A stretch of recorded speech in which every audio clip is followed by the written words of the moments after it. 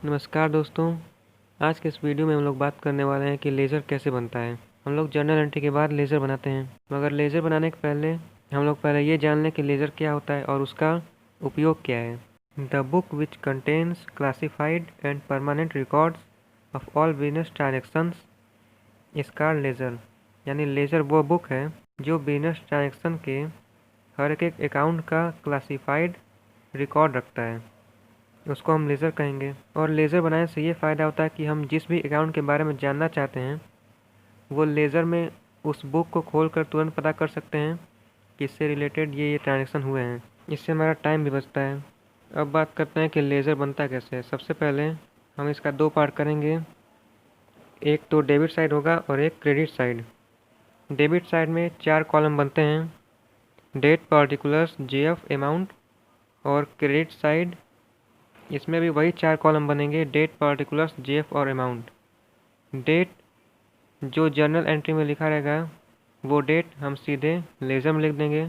उस दिन हम नहीं लिखेंगे जिस दिन हम लेज़र बनाते हैं, बल्कि वो डेट लिखेंगे जो कि जर्नल में लिखा रहता है। और फिर पार्टिकुलर्स में अकाउंट लिखेंगे जो डेबिट रहेगा। जेएफ यानी कि जर्नल फोलियो, इसमें हम जर्नल का पेज नंबर लिखते हैं। और आपको ये पता होगा कि जर्नल एंट्री बनाते हैं तो उसमें एलएफ लिखते हैं, यानी लेज़र फोलियो। जर्नल एंट्री बनाते समय हम लेज़र का पेज नंबर लिखते हैं और लेज़र बनाते टाइम जेएफ यानी कि जर्नल फोलियो, जर्नल का पेज नंबर लिखते हैं। इससे हमें ये पता हो जाता है कि ये अकाउंट जो हम लेज़र बना रहे हैं वो जर्नल पर किस पेज नंबर पे होगा, ताकि हम दोनों को मिला सकते हैं। फिर अमाउंट लिख देंगे। यही क्रेडिट साइड भी, डेट, पार्टिकुलर्स, जेएफ और अमाउंट।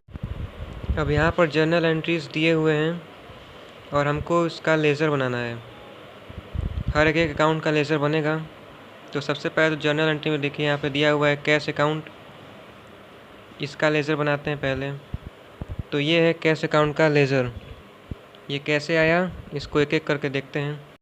तो कैश अकाउंट में डेबिट साइड कोई भी अकाउंट लिखने के पहले हम टू लगा कर लिखेंगे, और क्रेडिट साइड अकाउंट लिखने से पहले हम बाई लिखेंगे। यहाँ पर जर्नल एंट्री दिया हुआ है cash account debit to capital account. Cash account का हम लेज़र बना रहे हैं, तो कैश अकाउंट इधर डेबिट साइड है, तो हम भी लेज़र बनाते टाइम इसको डेबिट साइड ही लिखेंगे, लेकिन जो अकाउंट लिखेंगे वो कैश अकाउंट के अपोजिट वाला अकाउंट लिखेंगे। कैश अकाउंट के अपोजिट में है टू कैपिटल अकाउंट, तो लिखेंगे टू कैपिटल अकाउंट। और अमाउंट लिखेंगे कैश अकाउंट का, यानी कि 20,000। तो यही कैश अकाउंट में लिखा हुआ है टू कैपिटल अकाउंट 20,000, अमाउंट के नीचे अमाउंट लिख देंगे। और ये ट्रांजेक्शन हुआ है 2011 1 मार्च को, तो 2011 1 मार्च। फिर उसी तरह नीचे आएंगे तो 3 मार्च को भी यहाँ देखिए कैश अकाउंट लिखा हुआ है, तो कैश अकाउंट क्रेडिट साइड लिखा हुआ है, तो हम भी लेज़र बनाते टाइम इसको क्रेडिट साइड लिखेंगे, लेकिन अकाउंट अपोजिट वाला लिखेंगे, परचेज अकाउंट। तो क्रेडिट साइड लिखेंगे बाई परचेज अकाउंट, क्योंकि क्रेडिट साइड कोई भी अकाउंट लिखने के पहले हम बाई का उपयोग करेंगे। और अमाउंट कितना है 750 रुपीज़। ये ट्रांजेक्शन है 3 मार्च को, ये हो गया। फिर उसके बाद 27 मार्च को यहाँ पर भी कैश अकाउंट लिखा है, क्रेडिट साइड लिखा है, तो हम डेबिट साइड ना लिख के हम भी इसको क्रेडिट साइड ही लिखेंगे, मगर अकाउंट वही अपोजिट वाला, सोनूस अकाउंट। तो यहाँ 27 मार्च को लेज़र में लिखेंगे बाई सोनू अकाउंट्स। और जो अमाउंट लिखते हैं वो कैश अकाउंट का ही अमाउंट लिखेंगे। तो कैश अकाउंट के सामने जर्नल एंट्री में देखिए यहाँ पर लिखा है 318, तो यही हम कैश अकाउंट में भी बाई सोनू अकाउंट के सामने 318 लिखेंगे। फिर नीचे आएँ तो जर्नल एंट्री में यहाँ लिखा हुआ है 28 मार्च को कैश अकाउंट डेबिट, तो हम भी डेबिट साइड लिखेंगे, अपोजिट वाला अकाउंट टू बैंक अकाउंट। तो डेबिट साइड अपोजिट वाला अकाउंट टू बैंक अकाउंट। और अमाउंट कितना है कैश अकाउंट में 750, तो इधर भी लिखेंगे 750 रुपीज़। अब देखिए, अब जर्नल एंट्री में कोई भी कैश अकाउंट नहीं लिखा हुआ है, जितना भी लिखा था सब इसकी एंट्री हो गई है। अब हम इसको बैलेंस करेंगे। तो डेबिट साइड का जोड़ें तो 20,750 आ रहा है, और क्रेडिट साइड इसको जोड़ेंगे तो 1068 आ रहा है, यानी 20,750 आने के लिए हमें अभी 19,682 और जोड़ना पड़ेगा। तो इसको हम लिखेंगे बाई बैलेंस कैरीड डाउन 19,682। अब इसको जोड़िए तो ये दोनों आएंगे 20,750। और जो डेट यहाँ पर लिखा हुआ है 31 मार्च, ये हम जिस भी महीने में ट्रांजैक्शन होता है उसके लास्ट की डेट लिखते हैं। मार्च में लास्ट डेट होता है 31 मार्च, वह यहाँ पर भी लिखा हुआ है। फिर इसको बैलेंस करने के बाद इसके अगले महीने की पहली तारीख को यानी कि 1 अप्रैल को यही अमाउंट जो कि हम बैलेंस करने के लिए लिखे हैं उसी को अपोजिट साइड में यानी कि क्रेडिट साइड में हम लोग लिखे हैं बाय बैलेंस कैरीड डाउन, तो इसको डेबिट साइड लिखेंगे। इसी को इधर हम लोग उतारेंगे टू बैलेंस ब्रॉट डाउन करके। इसको हम लोग लिखते हैं टू बैलेंस BD, BD मतलब ब्रॉट डाउन, वही अमाउंट 19,682। अब इसका अकाउंट पूरा हो गया। अब जर्नल एंट्री में आते हैं तो यहाँ पर कैश अकाउंट का हम लोगों ने लेज़र बना लिया और उसके बाद लेज़र बनाएंगे कैपिटल अकाउंट का। तो उसी तरह हम लोग पहले हेडिंग लिख देंगे कैपिटल अकाउंट, 8 कॉलम बना लेंगे, डेबिट साइड में 4 कॉलम, क्रेडिट साइड में 4 column, date particulars JF amount. अब ये जो कैपिटल अकाउंट जर्नल एंट्री में लिखा हुआ है क्रेडिट साइड लिखा हुआ है, तो हम भी क्रेडिट साइड ही लिखेंगे। और जो अकाउंट वो अपोजिट वाला, अपोजिट में है कैश अकाउंट, तो क्रेडिट साइड लिखेंगे बाई कैश अकाउंट। और अमाउंट कैपिटल अकाउंट वाला 20,000। और ये ट्रांजेक्शन हुआ है 1 मार्च 2011 को, डेट लिख देंगे। अब जर्नल एंट्री में देखें तो कैपिटल अकाउंट कहीं नहीं है, यानी इसका जो लेज़र है वो कंप्लीट हो गया। अब क्रेडिट साइड तो हमने 20,000 लिख दिया है, इसको बैलेंस करना पड़ेगा ताकि दोनों साइड बराबर रहें। तो कम पड़ रहा है डेबिट साइड, कितना कम पड़ रहा है 20,000, तो अमाउंट के नीचे 20,000 लिख देंगे। और यहाँ पर हम लिखेंगे to balance carried down. Balance करने के लिए जो अमाउंट हम लिखते हैं वो हम जो अकाउंट उसके लिए बनाते हैं वो लिखेंगे टू बैलेंस कैरीड डाउन। और मार्च 31 मार्च महीने की आखिरी तारीख। अब इधर बैलेंस कैरीड डाउन है तो credit side balance brought down होगा बाय बैलेंस BD 20,000, वही अमाउंट इधर उतार देंगे। और डेट 1 अप्रैल, ठीक अगले महीने की पहली तारीख को। अब यहाँ आपने कैश और कैपिटल अकाउंट 2 अकाउंट बना लिया है। उसके बाद जर्नल एंट्री में देखें तो अब आता है परचेज अकाउंट, इसका भी लेज़र बनाना पड़ेगा। यहाँ पर जितना भी अकाउंट है सबका हम लेज़र बनाते हैं। तो यहाँ परचेज अकाउंट 3 मार्च को दिया हुआ है डेबिट, तो लेज़र में डेबिट साइड ही लिखेंगे अपोजिट वाला अकाउंट टू कैश अकाउंट। यहाँ दिया हुआ है 2011 3 March two cash account, amount वही 750 जो कि परचेज अकाउंट के सामने लिखा हुआ था। फिर जर्नल एंट्री में आए तो 10 मार्च को यहाँ भी परचेज अकाउंट डेबिट है, तो हम भी लेज़र बनाते टाइम डेबिट साइड ही लिखेंगे। और अमाउंट वही जो 340 लिखा हुआ है, और इसका अपोजिट वाला अकाउंट लिखेंगे टू सोनू अकाउंट हम लोग लिखेंगे डेबिट साइड। तो यहाँ लिखा हुआ है 10 मार्च को टू सोनूस अकाउंट 340। अब जर्नल एंट्री में देखिए 2 ही जगह परचेज अकाउंट लिखा था, एक 3 मार्च को एक 10 मार्च को, अब कहीं लिखा हुआ नहीं है, यानी कि इसके लेज़र कंप्लीट हो गई।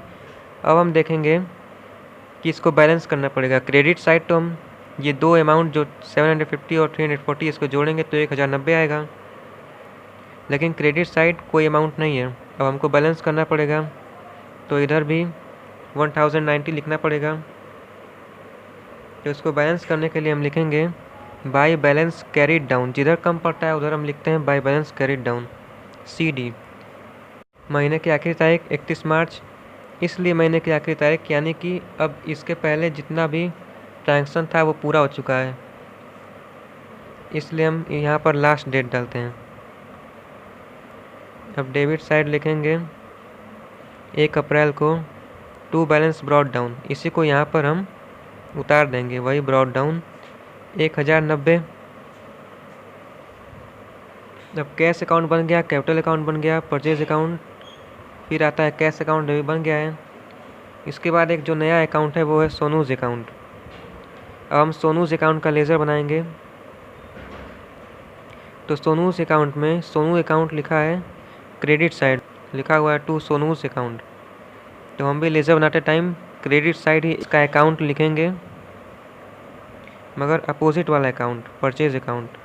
तो हम लिखेंगे सोनू अकाउंट के लेज़र में बाई परचेज अकाउंट 340 रुपीज़, जो कि जर्नल एंट्री में लिखा था, और डेट था 10 मार्च। फिर उसके बाद सोनूज अकाउंट आता है 27 मार्च को, डेबिट साइड लिखा हुआ है, हम भी डेबिट साइड लिखेंगे, मगर अकाउंट अपोजिट वाला, यहाँ पर 2 अकाउंट लिखा है तो दोनों अकाउंट को हम लिखेंगे डेबिट साइड। लिखेंगे 2 कैश अकाउंट और 2 डिस्काउंट अकाउंट। यहाँ पर लिखा हुआ है 2 कैश अकाउंट और 2 discount account debit side. Date था 27 मार्च, 318 और 22। अब इन दोनों का हम सम करेंगे तो आएगा 340। ये पहले से ही बैलेंस है तो इसको बैलेंस करने की ज़रूरत नहीं है, तो यहाँ पर बैलेंस कैरिड डाउन और ब्रॉट डाउन नहीं रहेगा। उसके बाद जो अकाउंट है वो आता है डिस्काउंट अकाउंट का। अब बनेगा डिस्काउंट अकाउंट का लेज़र। तो यहाँ जो डिस्काउंट अकाउंट लिखा है वो क्रेडिट साइड लिखा है, हम भी क्रेडिट साइड लिखेंगे अपोजिट अकाउंट, यानी कि बाई सोनूज अकाउंट। और जो अमाउंट लिखेंगे वो डिस्काउंट अकाउंट का, चूँकि हम लेज़र बना रहे हैं तो जो अमाउंट डिस्काउंट अकाउंट के सामने लिखा हुआ है वही लिखेंगे, यानी कि 22। तो इसकी एंट्री लिखेंगे बाई सोनूज अकाउंट 22, और डेट लिखेंगे 27 मार्च 2011, जो कि लिखा हुआ है। उसके बाद डिस्काउंट अकाउंट जर्नल एंट्री में इसका जिक्र नहीं है, तो इसकी एंट्री कंप्लीट हो गई। अब हम इसको बैलेंस करेंगे। क्रेडिट साइड तो 22 आ रहा है, लेकिन डेबिट साइड दोनों साइड बराबर करने के लिए 22 और जोड़ना पड़ेगा। तो लिखेंगे 2 बैलेंस कैरिड डाउन, क्योंकि डेबिट साइड कोई भी अकाउंट लिखने के पहले हमको 2 लगाना पड़ता है। अब 22 लिख के दोनों तरफ बैलेंस कर देंगे, दोनों का सम आएगा 22 बराबर। फिर credit side by balance brought down 22 rupees, इसी को उतार देंगे यहाँ पर। और मंथ की पहली तारीख 1 अप्रैल। फिर जर्नल एंट्री में आता है बैंक अकाउंट, लिखा है क्रेडिट साइड, हम भी क्रेडिट साइड लिखेंगे बैंक अकाउंट में, और जो अकाउंट रहेगा उस अपोजिट वाला अकाउंट लिखेंगे। ये हो जाएगा बाई कैश अकाउंट, और अमाउंट यहाँ दिया हुआ है, बैंक अकाउंट के सामने लिखा हुआ है 750 रुपीज़। तो ये है उसका लेज़र बैंक अकाउंट में। 28 मार्च 2011 को हुआ ट्रांजेक्शन, बाई कैश अकाउंट लिखेंगे 750। अब डेबिट साइड दोनों तरफ बैलेंस करने के लिए 750 डेबिट साइड भी हमको जोड़ना पड़ेगा, तो हम लिखेंगे बाई बैलेंस कैरिड डाउन 750। अब दोनों साइड जोड़ेंगे तो बराबर आएगा। और जो यहाँ का डेट लिखा हुआ है वो लास्ट डेट रहेगा महीने के। इससे ये पता चलता है कि अब पूरे महीने का ट्रांजेक्शन पूरा हो चुका है, अब कोई ट्रांजेक्शन नहीं हुआ है। फिर इसी को क्रेडिट साइड यानी कि उसके अपोजिट साइड उतारेंगे बाय बैलेंस ब्रॉट डाउन 750, वही अमाउंट 1 अप्रैल को। तो हमने अब एक एक अकाउंट को क्लासिफाइड कर दिया है, अब कोई भी अकाउंट नहीं बचा है जिसका हम लेज़र बनाएं। तो ये जो प्रोसेस है जो हमने अभी इस अकाउंट को अलग अलग जिसका हमने लेज़र बनाया है, इसी प्रोसेस को हम कहते हैं पोस्टिंग। तो पोस्टिंग क्या है? Posting is the process of transferring entries from journal to the ledger. जो जर्नल की एंट्रीज़ है उसी को ट्रांसफ़र कर देना लेज़र में, जो कि हमने अभी किया है, ये इसी को हम कहते हैं पोस्टिंग। आई होप आपको समझ में आया होगा। अगर आप इसकी प्रैक्टिस करेंगे तो आपको और अच्छे समझ में आ जाएगा। धन्यवाद।